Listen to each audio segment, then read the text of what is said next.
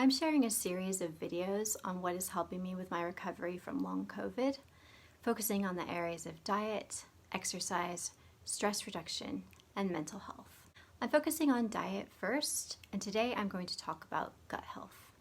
To be honest, it used to kind of bug me when people would talk about gut health. They would often bring up strange sounding fermented foods and drinks, and it all just seemed kind of weird and gross. But as I researched recovering from post-viral fatigue and recovery from many other chronic illnesses, gut health is one of the things that kept coming up. I'm someone who really needs to understand something for myself before I'll believe it, so I decided to read up on gut health. It turns out that it's quite a big deal. And this is not just pseudoscience. There is a lot of research and science-backed information behind this topic.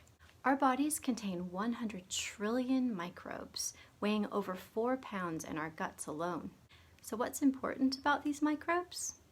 They can make vitamins like K and B, amino acids, hormones, chemical messengers like serotonin. They train our immune systems. 70% of our immune system is located in our gut, so gut health is very important for immune health. They produce important molecules that strengthen the gut health barrier and may help balance blood sugar, lower blood fats, regulate appetite, facilitate communication with the brain, and ultimately prevent many diseases. They communicate with our vital organs, including our brain, liver, and heart. They prevent invasion from bad microbes. They influence gut movement and function. They influence mental health through the gut-brain axis. So how do we build good gut health? A healthy microbiome. The most important key is diversity of microbes. You want a high level of diversity. Each type of microbe has a special skill set, so to speak, something that it's extra good at. So you want loads of different types of microbes so that you're getting as many benefits from them as possible. So how do we build diversity? There are several ways. Microbes feed on fiber and antioxidants from plant-based foods. So a high fiber diet from a wide range of plant-based foods will give you greater diversity. It's recommended that we aim to eat at least 30 different types of plant-based foods per week for a healthy microbiome. A general guide would be at least 2 pieces of fruit, 5 portions of vegetables, 3 portions of whole grains, and 1 to 2 portions from nuts, seeds, or legumes every day.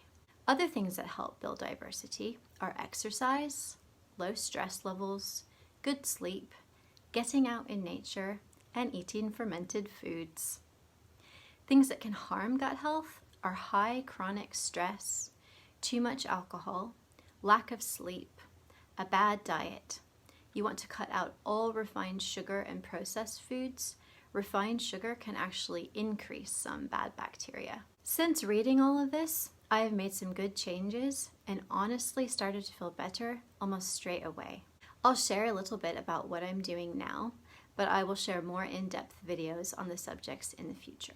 Firstly, I added way more plant-based variety to my diet. Remember that you want a lot of diversity in your microbes. The different types of microbes that we have favor different types of plant-based fiber, almost like they have favorite foods. So you're wanting to eat a wide variety to keep all of the different microbes healthy and strong. So every weekend when I meal plan, I make sure to choose recipes with lots of different types of vegetables and a variety of fruit as well. One way to do this is by making smoothies a couple of times a week. Buy frozen fruit mixes and you get several different types of fruit. You also want to have different types of whole grains. I'm baking my own bread now using different whole grain flours.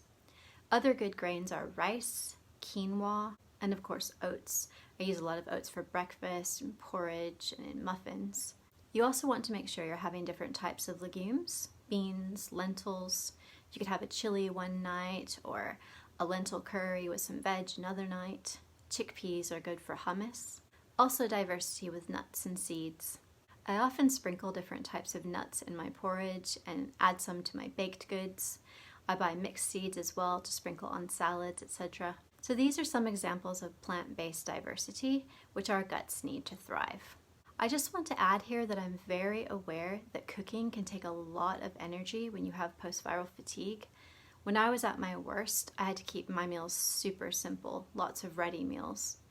I would say that if you're in this place, maybe try to choose ready meals with different types of vegetables. You can buy frozen veg mixes or the pre-chopped veg packets, buy whole grain seeded breads, that kind of thing, to keep it simple but still go for that variety.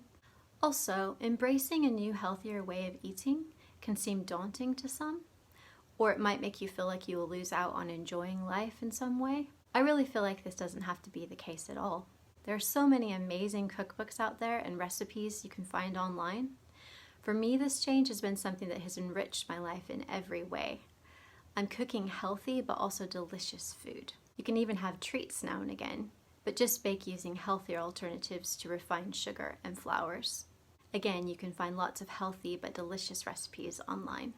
Exercise or movement is also important for microbe diversity and health. When you have post-viral fatigue or chronic fatigue, you have to be very careful with exercise and take everything very slowly. I'll talk more about this in another video. But some movement each day, if you're able, is good for gut health. Keeping stress levels low is also important. What's helped me a lot is daily meditation. I started out with just 10 to 20 minutes a day, and now I'm up to an hour in the morning and 20 minutes before bed. This practice has changed my life for the better in so many ways, gut health being just one of them. You can find good guided meditations online or get an app like Headspace or Calm. Yoga has helped me a lot as well. I started out with just 5 minutes of stretching before bed, and I'm now up to a 15-minute flow every morning and evening. Deep breathing throughout the day is very helpful, although isn't super easy with COVID lung issues. Also, getting out in nature for even just a couple of minutes a day is really good for stress reduction. And lastly, eating fermented foods. I now understand why they're important for good gut health, and so I've embraced making sure that I have some every day. Fermented foods are packed with good, beneficial microbes. I like to think of it almost like sending in reinforcements when I eat them. At the moment, I try to have 2 or 3 portions every day. I have kefir in the morning before breakfast or with a smoothie. I also sometimes have live yogurt with homemade granola for breakfast. I have kombucha with lunch and some sauerkraut or kimchi at the side of my plate at dinner. You want to start with small portions to get your gut used to these foods. You also want to make sure that you buy the unpasteurized versions, otherwise the bacteria is killed off and so they're not as beneficial. So these are my thoughts on gut health. I know for me, making this a focus has definitely helped with my recovery. And I believe that as I build my microbiome health, I will get better and better, and it will contribute to my overall health and well-being for the rest of my life.